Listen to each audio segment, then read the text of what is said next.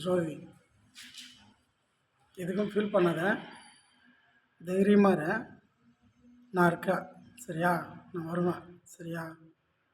நம்ம கல்யாணத்துக்கு அப்புறம் என் அப்பா போய் பார்க்கலாம் திருவண்ணாமலையில். சரியா? எதுக்கும் ஃபீல் பண்ணாத, தைரியமாக இரு. ம் அங்கே போயிட்டு ஆசீர்வாதம் வாங்கலாம். ம் நான் சொன்னதெல்லாம் நடக்கும். நம்பிடு, எதுவும் பயப்படாத. நான் நல்லா இருக்கேன். நான் எனக்கு எந்த டென்ஷனும் இல்லை. எதுக்கு ஒன்றும் நான் ஃபீல் பண்ணல. என் அப்பா பார்த்துக்கோ. சரியா?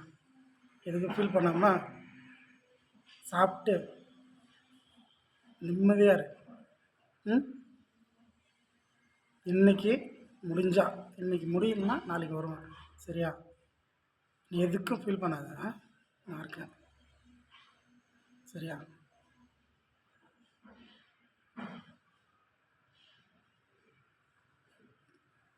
உன்கிட்ட நான் நேரில் வந்து சொல்லிக்கிறேன்.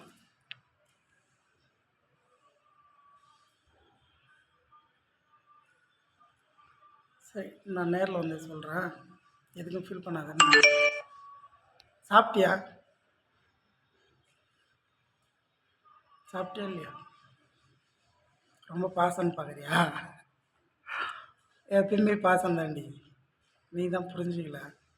நான் தான் தள்ளி வச்சேன், வேணான்னு சொல்லி ஒதுங்கி நின்னேன். ஏன்னு வச்சிங்க, நம்ம தமிழ்நாட்டில் ரொம்ப மோசம். ஜாதி அது இது ஸ்டேட்டஸு அது இதெல்லாம் பார்ப்பாங்க. இதெல்லாம் நடக்காது, முடியாதுன்னு சொல்லி நான் இருந்தேன். அப்பயே அப்போ உத்தரவு கட்டளை, அதை நான் நிறைவேற்றி ஆகணும். அது முடியாதுன்னு என்னால் சொல்ல முடியல. வரோம். சரியா? இல்லைனா அது சாபமாக மாறும். சரியா? புரியுதா? அதுக்கு தான் இப்போ நேரங்காலம் எல்லாம் கூடி வந்திருக்கு. அதான் நான் காலையிலே சொன்னேன்ல, எல்லாத்துக்கும் ஒரு டைம். அந்த டைமில் வந்து மழை வரும், புயல் வரும், காற்று வரும், பூகம்பம் வரும், எல்லாமே வரும்ன்ற மாதிரி, வெள்ளம் வரும், எல்லாமே வரும். எல்லாம் ஒரு டைம். அந்த டைம் தான்.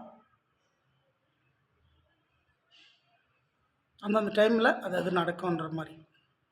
பிறப்புன்னு ஒன்று இருந்தால் இறப்புன்னு ஒன்று இருக்குமா? அந்த மாதிரி தான் எல்லாத்துக்கும். புரியுதா? தைரியமாக இருக்கு. நான் வருவேன்.